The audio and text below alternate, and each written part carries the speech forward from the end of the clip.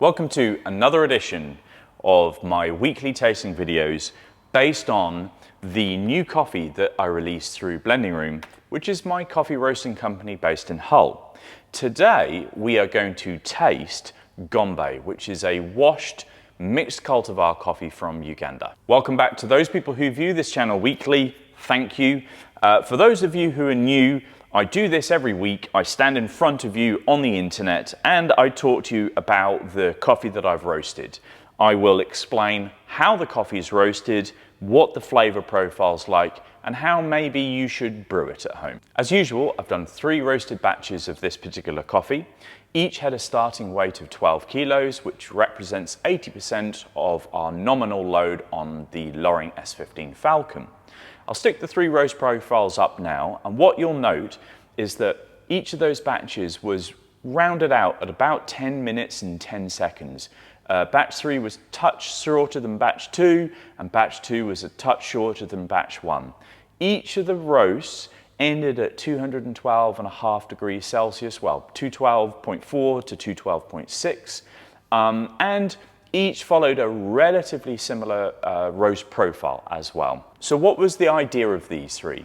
Well, I wanted to be able to promote the fruit characteristics in the cup. So with that, I like to roast the coffee between 9 and 10.5 minutes. The longer you roast, a little more texture you'll get out of the coffee. It also helps with some of the development too. I also chose a post-first crack development time of somewhere between 1:25 and 1:30. And that allows me to be able to retain some texture, but bring forward some of the fruit characters that you would expect of high altitude coffees from this particular region. Now let's get into the aroma and the flavor assessment.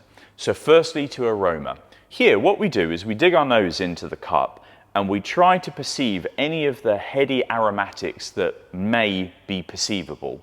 This gives us an indication as to what might occur when we get to the flavor assessment. So let's dig in.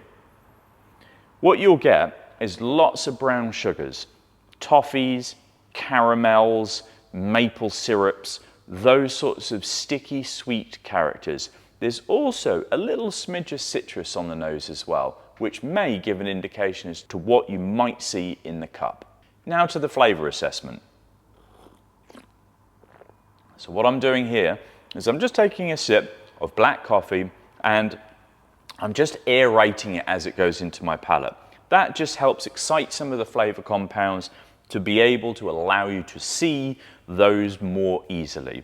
And what I get is an orange-based acidity, some red fruits like red currant or maybe cherry, but that's quite bright on the palate, and then into this syrupy toffee and caramel character.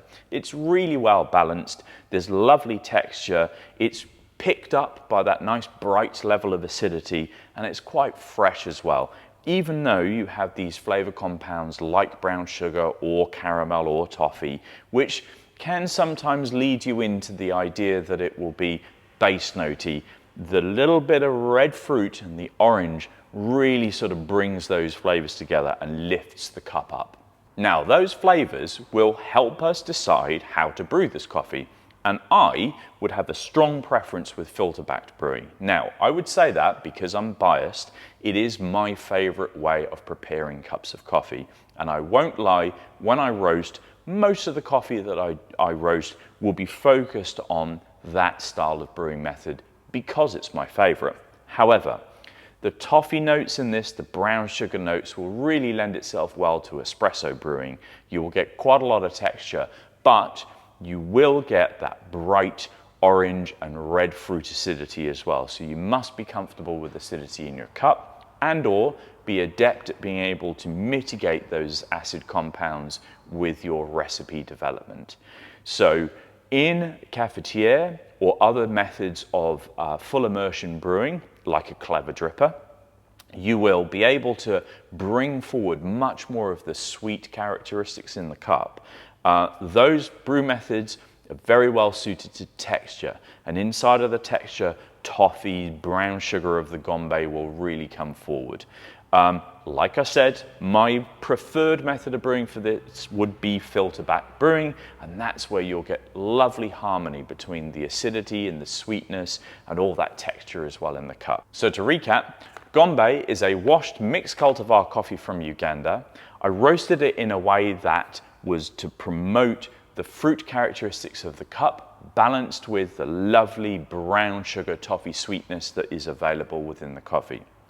It will work as espresso as long as you can design a recipe that will mitigate the bright acidity. I would have a preference to brewing this as filter, but it would work super well in a cafetiere or other full immersion brews. I hope you've enjoyed the video. Look forward to next week's release. Until next time, cheers.